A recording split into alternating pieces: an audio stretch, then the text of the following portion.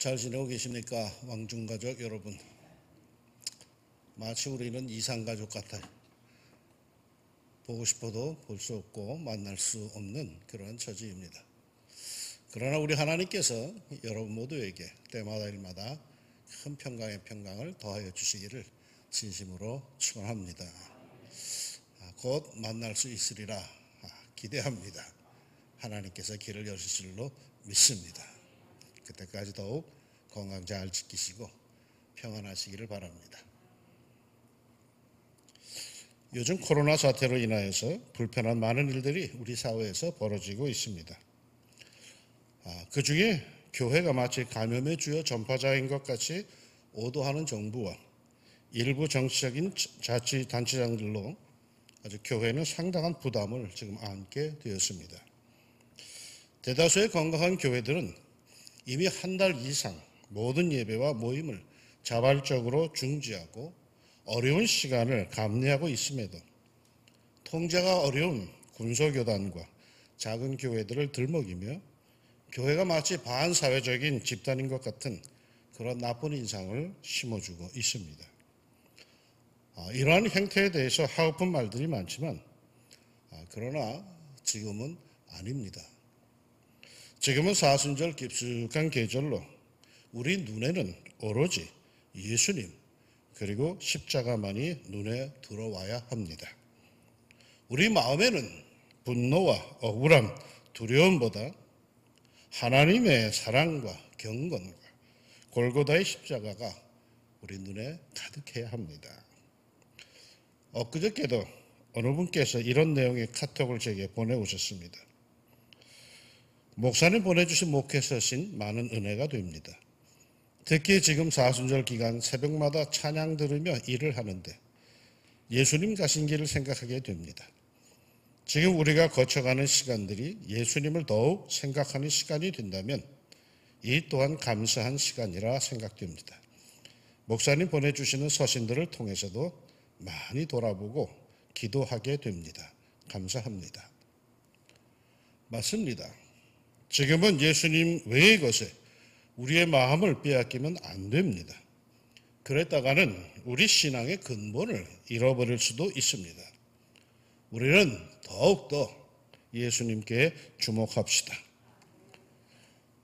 제가 좀 까다로운 면도 있지만은 대개의 경우 성격이 둥글둥글합니다. 안 믿는 눈치인 것 같은데 실제로 그렇습니다. 왜 그런가 했더니 오래전에 이름을 풀어주는 이른바 성명학을 하는 사람의 말에 따르면 이름 석자에 동그라미 3개, 이응자 3개가 들어있어서 그렇답니다. 이름에 이응자, 동그란 자가 많이 들어간 사람의 그 이름의 사람은 성격이 유하답니다. 여러분 이름은 어떠십니까? 그런데 이름이란 게 뭘까요? 어떤 글에 보니까 이름이라는 말은 한자로 명이라고 하죠. 명. 우리가 보통 성명할 때 명자입니다.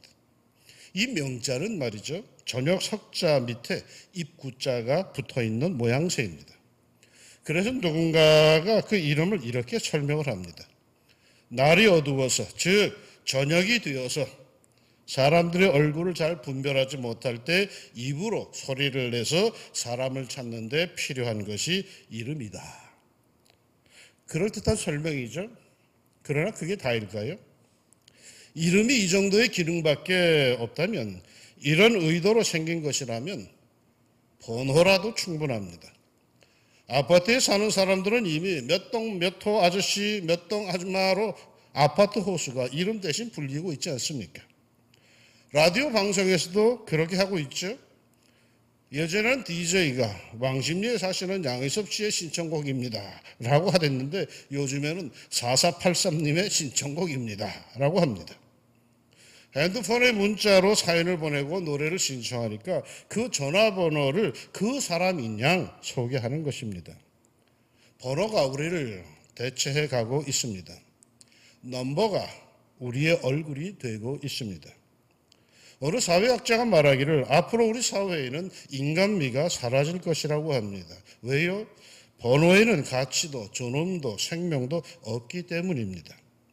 그러게 죄를 지어서 교도소에 들어가게 되면 제일 먼저 하는 게 각자의 그 개성이 있는 옷을 다 벗기고 똑같은 죄수복을 입히며 그리고는 번호를 줍니다. 그런 교도소에 있는 동안에 이름은 전혀 부르지 않고 그 죄수 번호를 부릅니다. 왜 죄수 번호를 부를까요? 그 좋은 이름 다 놔두고 말이죠. 여러분, 이름을 부른다는 것은 그 사람의 인격을 인정하는 것입니다. 또한 개개인의 그 개성을 인정하는 것입니다. 그런데 번호로 사람을 대신한다는 것은 그 인격과 그 개성을 무시하고 그저 단순한 동물 인간으로, 아니 더 심하게 말하면 물건으로 취급하는 것입니다. 우리 사회에서 이름 대신에 번호가 쓰이는 것을 보십시오. 개개인의 인격과 개성보다는 집단을 더 중시하는 것이 대부분입니다. 그러기에 번호에는 인간미가 없어요. 거기에 생명이 없어요. 그게 누구인지도 알 바가 아니에요. 그저 무리 중에 하나의 한 부속품에 불과할 뿐입니다. 여러분, 요한계시록 13장에 보면은 말세에는 적그리스도가 나타나서 큰 기적을 행하며 사람들을 미혹하고 권력을 잡고는 모든 사람에게 표를 준답니다. 그리고는 이 표를 가진 자만이 그 사회에서 살 수 있답니다. 그 표는 요한계시록 13장 17절에 보면 이 표는 짐승의 이름이라 그 이름의 수라 하며 말세에는 모든 이가 각각 고유 번호를 갖게 되고 이름은 없어질 것이라고 예언을 합니다. 말세는 말이죠, 인간미가 사라진 세상이 될 것이란 뜻이겠죠. 그러나 우리 믿음의 공동체에서는 그런 일이 없어요. 오늘 본문에서 예수님은 이와 다르게 말씀하십니다. 나는 선한 목자라. 그러면 양은 누굴까요? 그거야 두말할 것도 없이 우리들이죠. 우리는 하나님의 양입니다. 우리의 선한 목자는 예수님이십니다. 양은 말이죠, 목자에 의해서 삽니다. 그러기에 목자에 대한 양의 신뢰는 이건 아주 절대적이에요. 이스라엘을 다녀온 어느 관광객의 체험담이 있습니다. 어느 날 차를 타고 길을 가는데 들판 한가운데로 난 길이었습니다. 길 좌우로는 풀밭이었고 그 가운데로 길이 있는데 많은 차들이 지나가는 길이었습니다. 그런데 돌발적 상황이 벌어집니다. 이쪽 풀밭에서 길 건너 저쪽 풀밭으로 한 목동이 피리를 불면서 양을 인도해 가고 있었는데 이 목동이 갑자기 용변이 급했는지 불던 피리를 멈추고는 저 멀리 있는 풀밭을 향해서 냅다 다른 멱실에 갑니다. 그러자 그를 따르던 많은 양들이 그냥 길 위에 일제히 멈추어 섰습니다. 오가던 자동차들도 일제히 서야만 했죠. 차들이 전조등을 켜보고 경적을 울리며 운전자들이 고함을 쳐도 양들은 길 한가운데서 꿈쩍도 하지를 않았습니다. 그러더니 잠시 후에 이를 바친 목동이 돌아와 다시 피리를 불자 양들은 서서히 움직이면서 그 목차를 따라 길을 벗어나 건너편 풀밭으로 갔다고 합니다. 목동의 지시 외에는 전혀 듣지를 않더랍니다. 예수님께서도 이렇게 말씀하십니다. 장이 양을 다 내어놓은 후에 앞서 가면 양들이 그의 음성을 아는 거로 따라오되 타인의 음성은 알지 못하는 거로 타인을 따르지 아니하고 도리어 도망하느니라. 예수님이 정말 자신의 목자임을 믿습니까? 말만 그런 거 아닙니까? 그런데 왜 목자이신 예수님의 음성이 들리지 않는다고 엉뚱한 소리에 귀를 기울이고 거기에 마음을 두고 솔깃하여 헤매십니까? 무슨 일이 있어도 우리는 예수님의 말씀에 귀를 기울입시다. 예수님의 음성에만, 그분의 가르침, 그분의 약속에만 우리는 주목합시다. 예수님이 아니다 라고 했으면 아닌 겁니다. 기다 했으면 기인 겁니다. 선한 목자 예수님이 괜찮다 했으면 괜찮은 겁니다.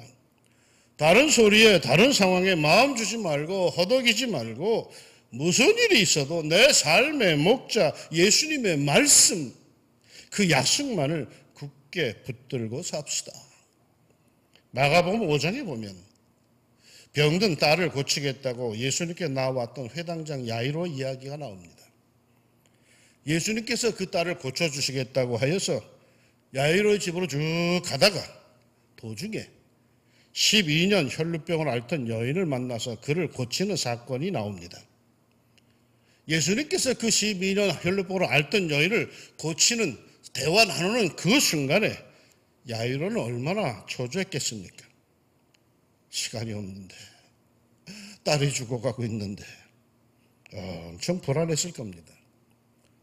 그렇게 지체가 되고 있는데 아니나 다를까 비보가 날아듭니다. 사랑하는 딸이 죽었다는 것입니다. 이미 끝났다는 것이죠. 얼마나 비통했겠습니까? 이에 예수님께서 그러십니다. 예수께서 그 하는 말을 들으시고 회당장에게 이르시되 두려워하지 말고 믿기만 하라. 상황이 어떠하더라도 분명한 예수님의 말씀이 있다면, 약속이 있다면 그것을 신뢰합시다. 내 인생의 목자 예수님의 말씀에만 주목합시다. 내가 믿으면 하나님의 영광을 보리라. 이 역사가 마침내 이루어질 겁니다. 누구에게요? 그 음성을 듣고 믿고 기다리는 사람에게 말입니다. 그뿐만이 아닙니다. 예수님은 이렇게도 말씀하셨습니다. 문지기는 그를 위하여 문을 열고 양은 그의 음성을 듣나니 그가 자기 양의 이름을 각각 불러 인도하여 내느니라. 목자들은 자기 양에게 다 이름을 붙여준답니다. 번호가 아닙니다. 다 그 양들에게 이름을 붙여주고 그 이름을 부르면서 인도한답니다. 우리 안에 넣을 때에도 떼거지로 몰아넣는 것이 아니라 양의 이름을 하나하나 부르면서 우리 안에 이끌어 넣는답니다. 양이 아무리 많아도 자기 양들에게는 다 이름을 붙여주었고 그 이름을 목자들은 하나하나 부르면서 우리 안에서 푸른 초장으로 인도하고 다시 우리 안으로 그렇게 인도해 넣는답니다. 선한 목자이신 예수님도 이렇게 말씀하십니다.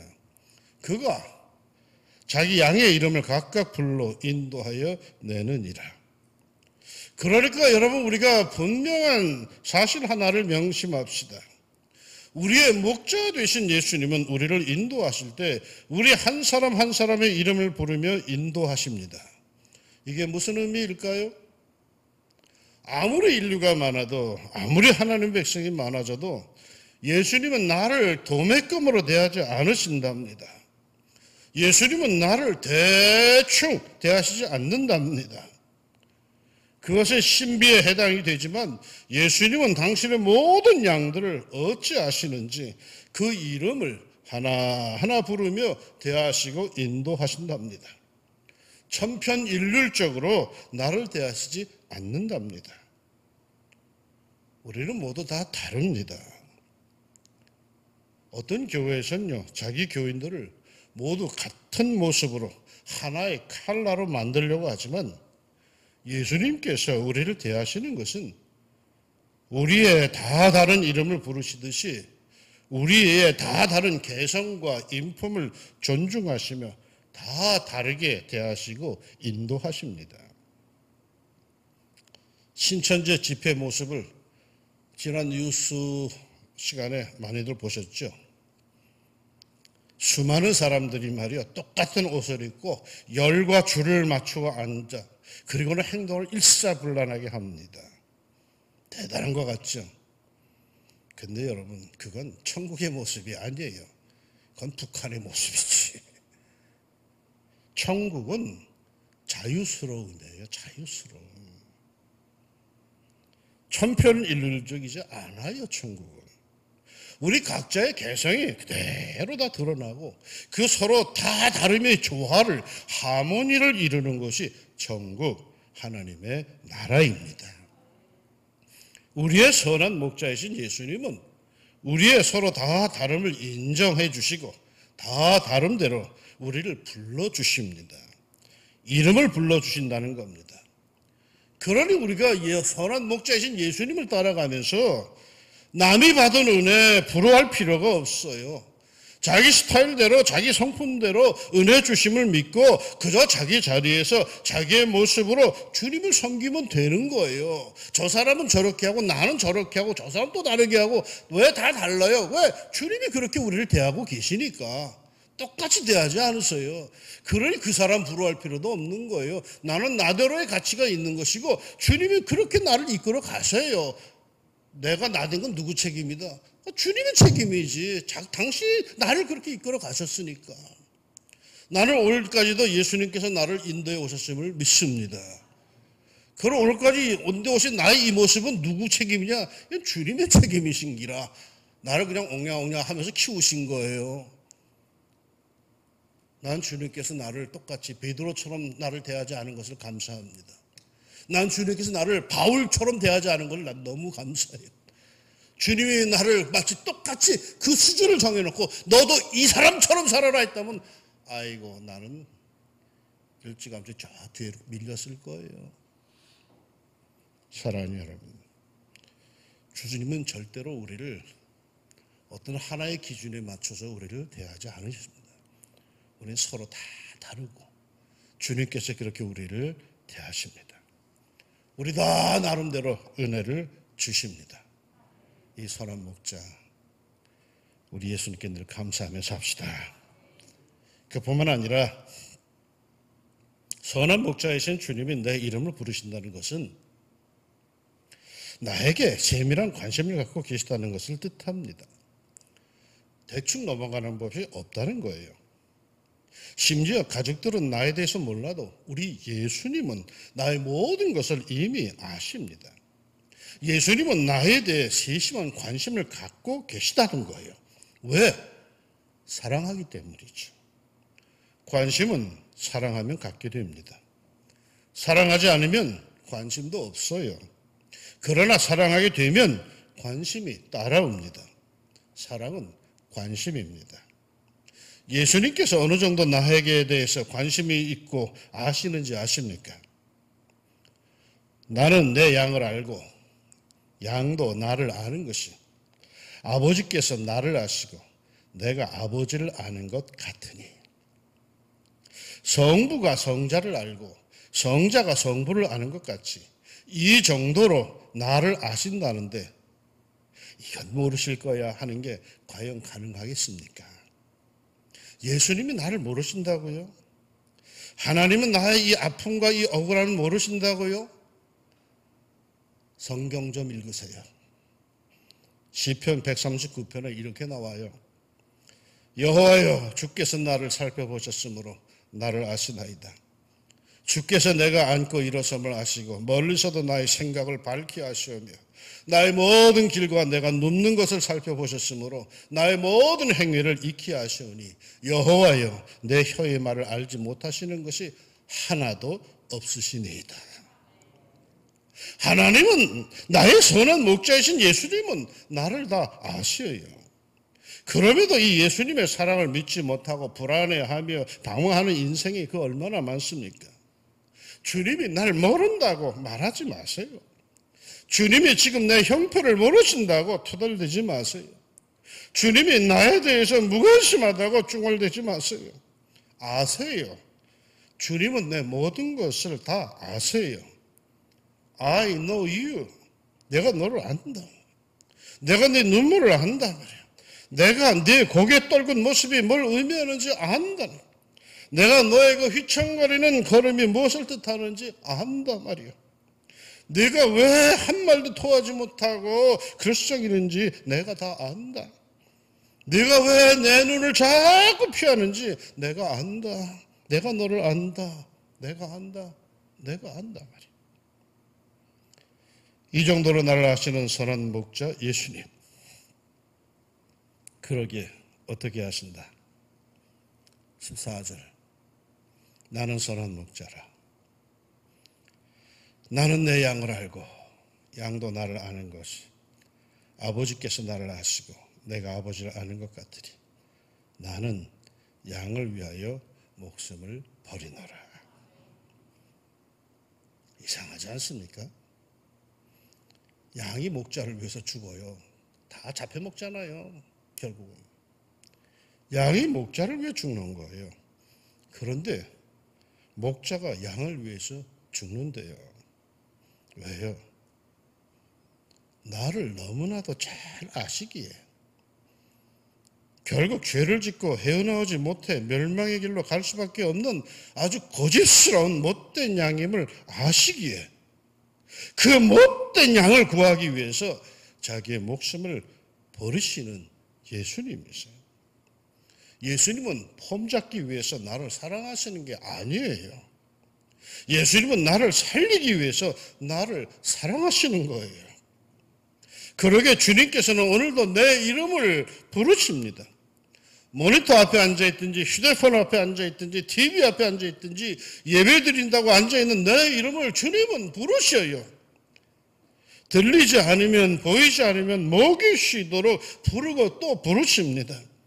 여전히 세상에서 헤매고 있을 이의 이름을 먹이시도록 주님은 부르고 또 부르십니다. 마치 소월의 시, 초원의 시구처럼 말이요. 산산이 부서진 이름이요, 허공 중에 헤어진 이름이요, 불러도 주인 없는 이름이요, 부르다가 내가 죽을 이름이요, 심중에 남아있는 말 한마디는 끝끝내 마저 하지 못하였구나. 사랑하던 그 사람이요, 사랑하던 그 사람이요 하는 심정으로 예수님께서는 우리의 이름을 일일이 먹이시도록 부르십니다. 그리고요, 나는 선한 목자다. 나는 양을 위하여, 나는 너를 위하여 목숨을 버린다 하시며 십자가의 현장으로 나아가십니다. 나를 위해 기꺼이 목숨을 버리신답니다. 이를 내게서 빼앗는 자가 있는 것이 아니라 내가 스스로 버리노라. 나는 버릴 권세도 있고 다시 얻을 권세도 있으니 이 계명은 내 아버지에게서 받았노라 하시니라. 십자가는 말이요, 하다 안 되어서 할 수 없이 진 게 아니요. 앉으려고 하다가 힘이 달려서 마지못해 진 게 아니요. 나는 양을 위하여 목숨을 버리노라 하신 선한 목자 예수님께서 스스로 택하신 희생, 사랑의 현장입니다. 그 십자가 요즘에 제대로 보이십니까? 이것을 우리가 제대로 보지 못하고 느끼지 못하고 코로나에 정신이 팔려서 그냥 지나간다면 우린 망한 겁니다. 우리의 선한 목자 예수님은 우리를 살리기 위해서 죽으셨습니다. 그 증거가 바로 십자가입니다. 그러게 십자가 앞에 선 참된 성도들은 다들 할 말을 잃습니다. 그 의미를 알기 때문에. 한 유명한 수영 코치가 있었습니다. 어릴 적에 교회는 나갔지만 성인이 되어서는 별로 관심이 없어서 교회 안 나갔습니다. 어느 날 밤 잠이 오지 않아서 되게 이 선수들이 몸을 풀고 자야겠다 그러지 않습니까? 그래서 자기 몸을 좀 풀려고 수영으로 몸을 풀고 그리고 좀 노곤노곤해진 몸으로 잠자리에 들고파서 수영장으로 갔습니다. 수영장의 구석구석을 이미 다 잘 알고 있었기에 불을 켜지 않고 괜히 불 켜면 여러 사람이 또 괜히 깨우고 볼까봐 불을 켜지 않고 그냥 다이빙대로 곧바로 올라갔습니다.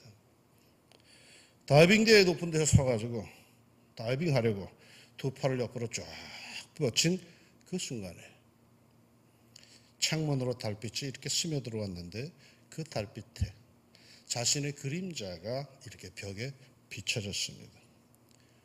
그 모습은 영락없는 십자가의 형상이었습니다. 그 순간 그는 그냥 멈춰서고 말았습니다.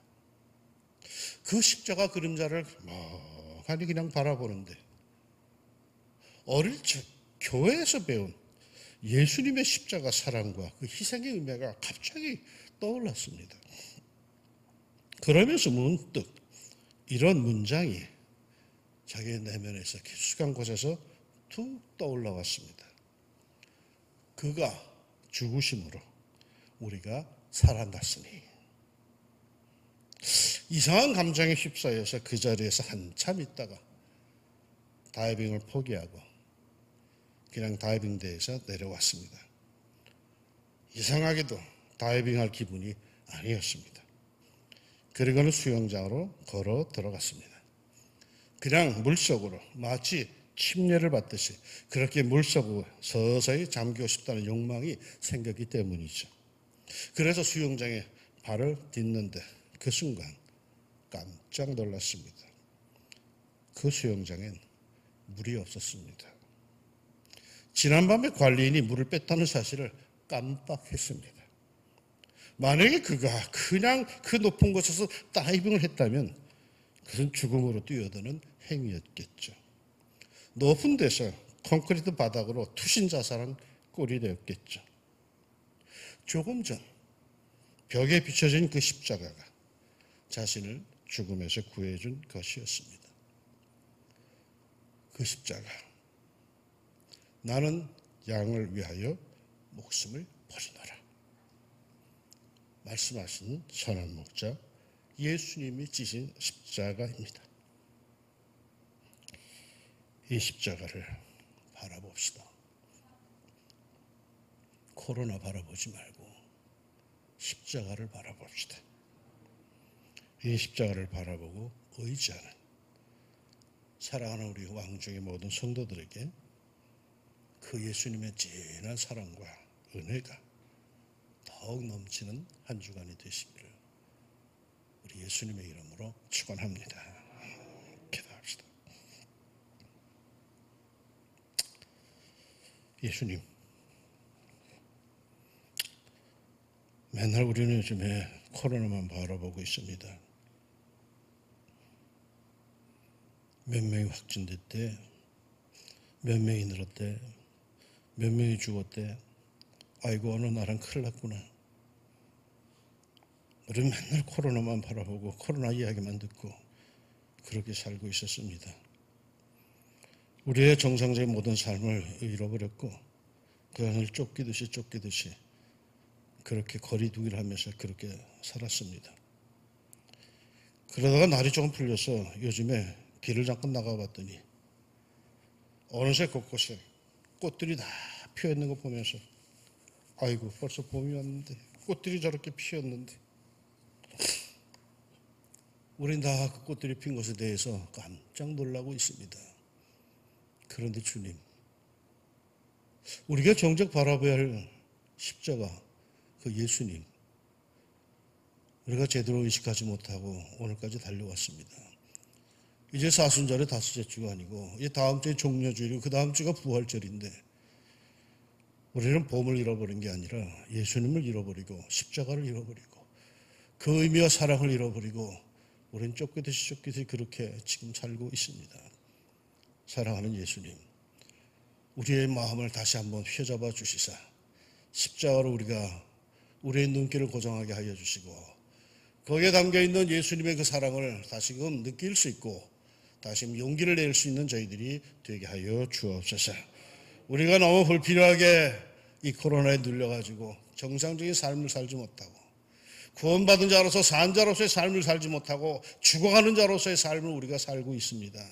하나님 아버지, 이제 다시금 우리가 용기를 내어서 이제는 산 자의 삶을 우리가 마땅히 살게 하여 주시사 우리도 인생의 꽃을 피우고 신앙의 꽃을 피우고 교회의 꽃을 피워서 이 어두워가는 이 세상의 사람들에게 깜짝 놀란 아름다움을 생명의 역사와 권세를 하나님 나눌 수 있도록 하나님 우리 예수님의 십자가 그 사랑의 현장을 우리의 마음에 꼭 간직하게 하옵소서. 이번 한 주간에 우리 성도들이 기도할 때에 시간 정해 마음 모아 기도할 때에 주님 말씀하여 주시고 느낌 주시고 성령의 감화 감동의 역사가 꼭 함께해 주시기를 간절히 빌고 원하오며 예수님의 이름으로 기도합니다.